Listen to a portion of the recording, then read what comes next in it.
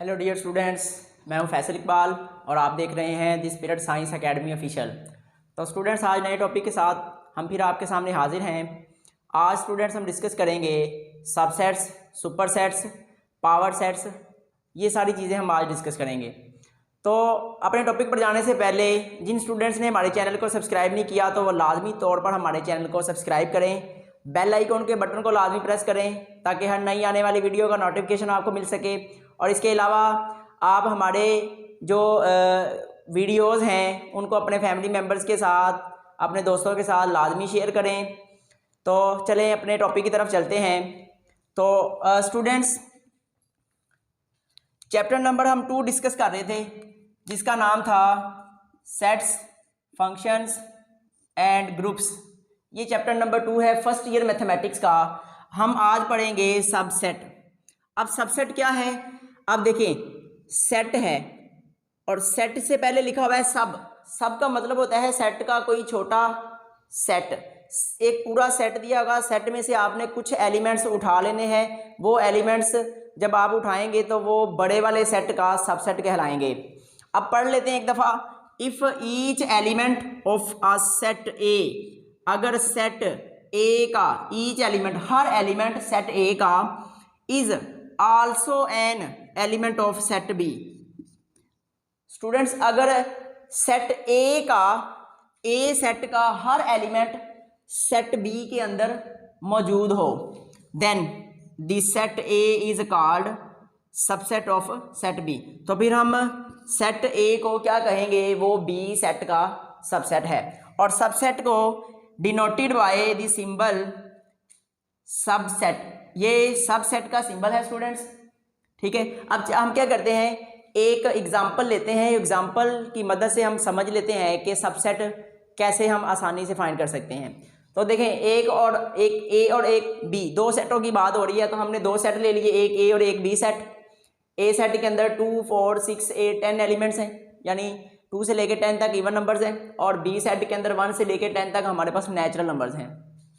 अब डेफिनेशन हमें बताती है कि ए सेट के तमाम एलिमेंट बी के अंदर होने चाहिए, तो फिर ए को बी का सबसेट कहेंगे।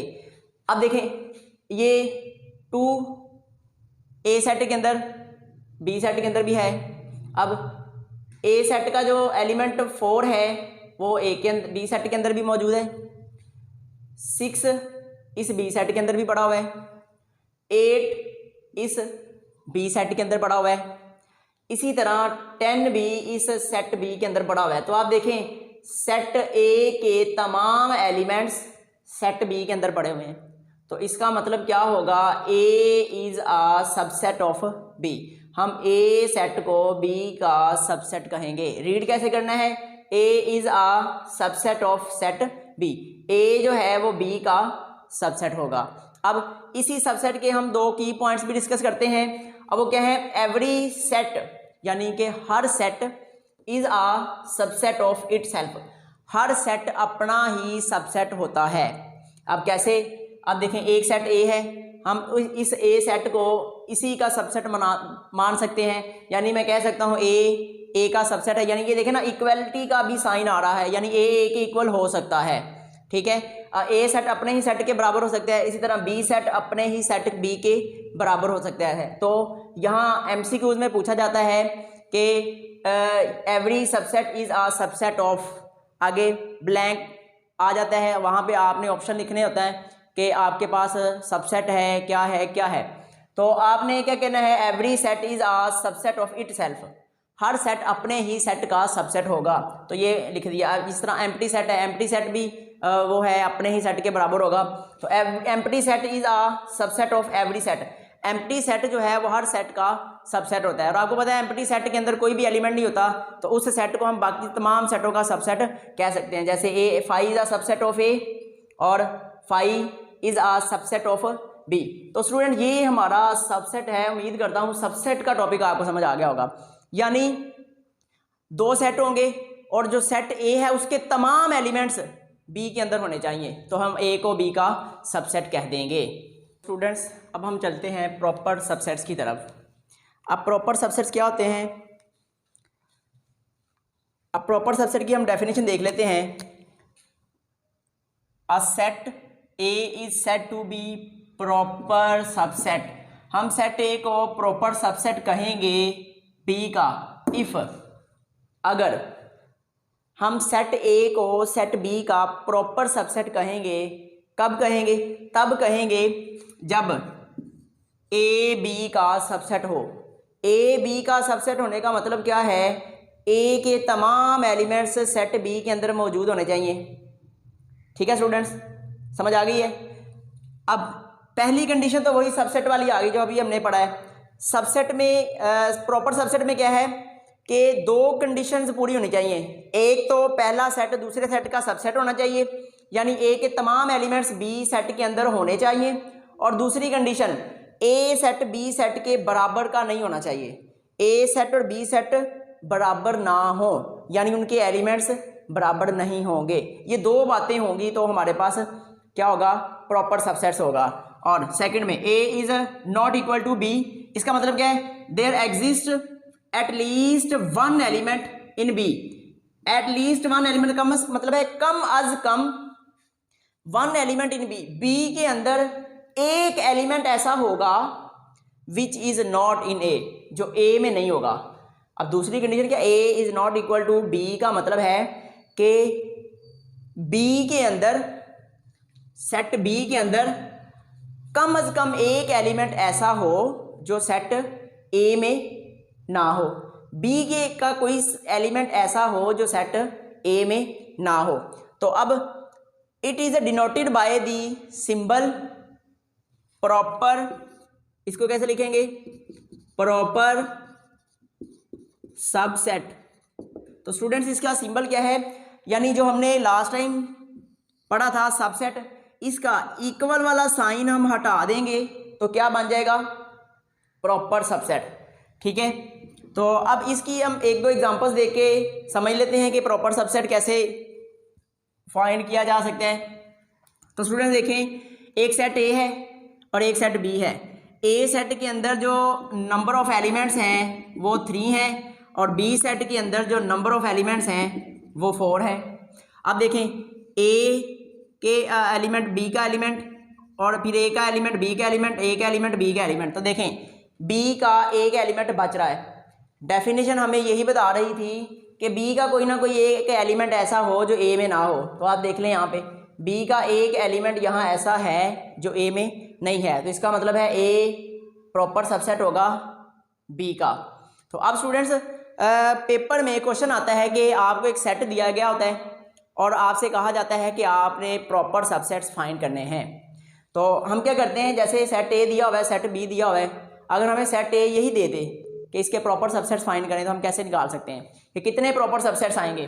तो आपने क्या करना है, formula for proper subset is, proper subsets निकालने का फार्मूला है 2 raise to power m minus 1, 2 raise to power m minus 1। अब ये क्या है, number of elements in this set, set के अंदर एलिमेंट्स जो हैं उनकी तादाद। अब अगर मैं सेट ए की बात करूं तो इसके अंदर एलिमेंट्स की तादाद कितनी है, 3। तो मैं क्या लिखूंगा, 2 की पावर m, m कितना है, 3, ये एलिमेंट्स हैं। ठीक है, number of elements in set ए, तो ए सेट के अंदर एलिमेंट्स की तादाद कितनी है, 3 है। तो मैंने लिख दिया 2 की पावर 3 और माइनस 1 एज इट इज। 2 की पावर 3 8 आएगा, 8 में से 1 कर दिया तो बाकी क्या हो गया, 7। तो स्टूडेंट्स नंबर जो हमारे पास प्रॉपर सबसेट्स हैं उनकी तादाद कितनी आएगी, प्रॉपर सबसेट्स में तादाद कितनी आएगी, 7 आ जाएगी। यानी टोटल में से एक काम करना है आपने तो आपके पास वो प्रॉपर सबसेट्स बनेंगे। तो अब हम पढ़ेंगे इम्प्रॉपर सबसेट। अब इम्प्रॉपर सबसेट क्या है, अगर आपने प्रॉपर सबसेट समझ लिया है तो इम्प्रॉपर सबसेट समझना बहुत ही ज़्यादा आसान है।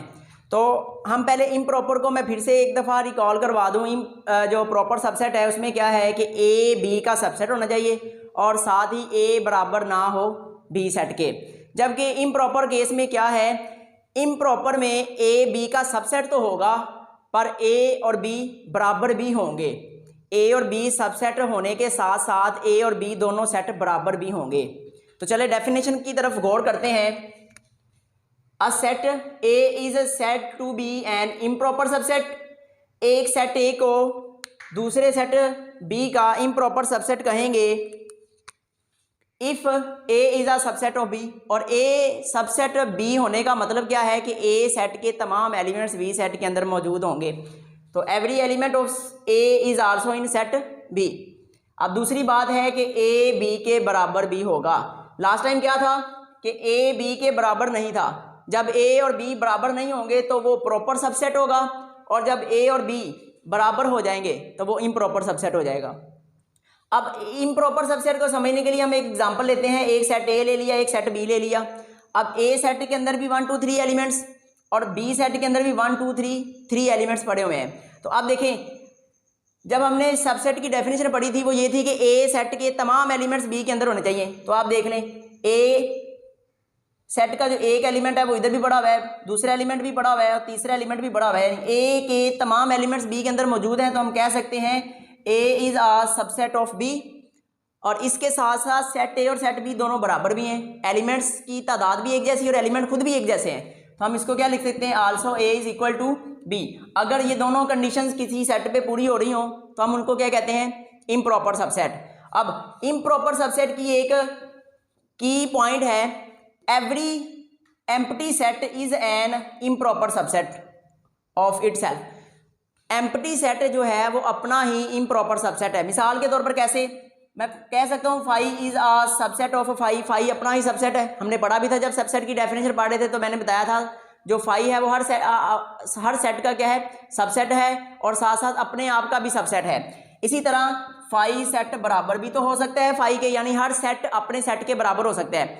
अगर मैं फाइव की बात करूं तो फाइव क्या है, इम्प्रॉपर है। अगर मैं ए की बात करूं, ए सेट ए के अपने आप के बराबर हो सकता है, तो इसका मतलब है ए बी क्या हो सकता है, इम्प्रॉपर सबसेट। अगर मैं सेट बी की बात करूं, जितने एलिमेंट सेट बी के अंदर हैं उतने ही एलिमेंट हम एक और सेट में ले लें, और जैसे ए के अंदर है वैसे ही दूसरे सेट सी के अंदर ले लें, तो हम उसको कहेंगे कि सी इज एन इम्प्रॉपर सबसेट। इसी तरह जो भी सेट अपने आप के बराबर आ जाएगा हम उसको क्या कहेंगे, हम उसको इम्प्रॉपर सबसेट कहेंगे। तो अब देखते हैं power set, the set of all possible subsets of a set A. यानी जो हम सब सेट बनाएं अगर किसी सेट के जितने भी पॉसिबल सबसेट्स बन सकते हैं उसको हम पावर सेट कहते हैं।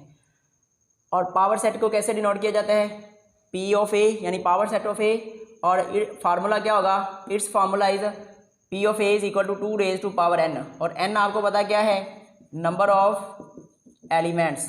एन हमारे पास नंबर ऑफ एलिमेंट्स होंगे। अब अगर हमें कोई एलिमेंट कोई सेट दे दिया जाए और वो कहा जाए कि आपने इसके पावर सेट्स निकालने हैं, तो पावर सेट्स की definition all possible subsets is called power set.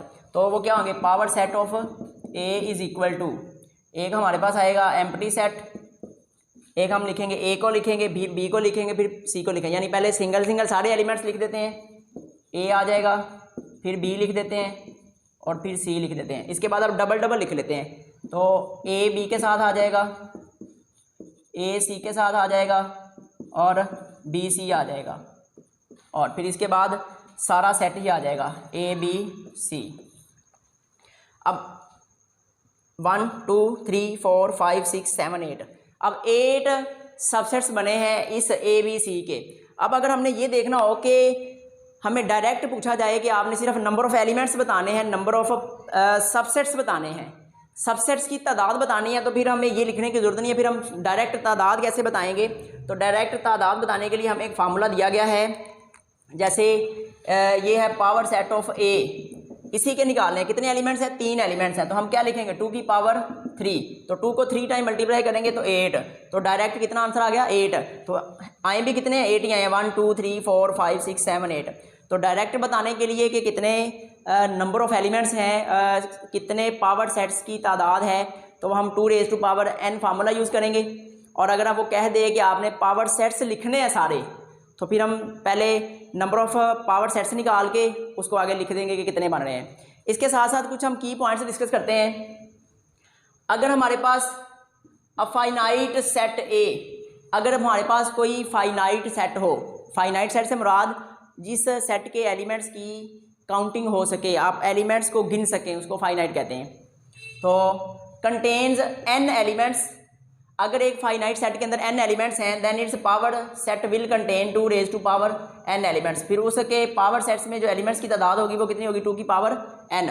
और इसके बाद स्टूडेंट्स लास्ट पॉइंट है the power set of empty set. अगर आपने एम्प्टी सेट का पावर सेट निकालना है इज़ नॉट एम्प्टी, तो पावर सेट का अगर आप एम्प्टी सेट का अगर आप पावर सेट निकालना चाहें तो वो एम्प्टी नहीं होगा। फिर वो क्या होगा, देखें power set of A is equal to, ये ए एक सेट है जो कि एम्प्टी है, उसका पावर सेट कैसे निकालते हैं 2 raise to power n। n क्या होगा नंबर ऑफ एलिमेंट्स। अब यहाँ पे कितने एलिमेंट्स है, यहाँ पे तो n है ही कोई नहीं, यहाँ पे तो n कितना है 0, तो 2 की पावर 0 और किसी नंबर की पावर 0 आंसर 1। तो ये पावर सेट हमारे पास कितने आ जाएगी, a की पावर सेट बनेगा। तो अब इस उम्मीद करता हूँ ये टॉपिक सारा आपको समझ आ चुका होगा। तो अभी जिन स्टूडेंट्स ने हमारे चैनल को सब्सक्राइब नहीं किया तो उनसे रिक्वेस्ट है कि हमारे चैनल को सब्सक्राइब करें, लाइक करें, कमेंट करें और अपने दोस्तों के साथ शेयर करें। इस तरह की और वीडियोज़ में हम फिर मुलाकात करेंगे, तब तक के लिए अल्लाह हाफिज़।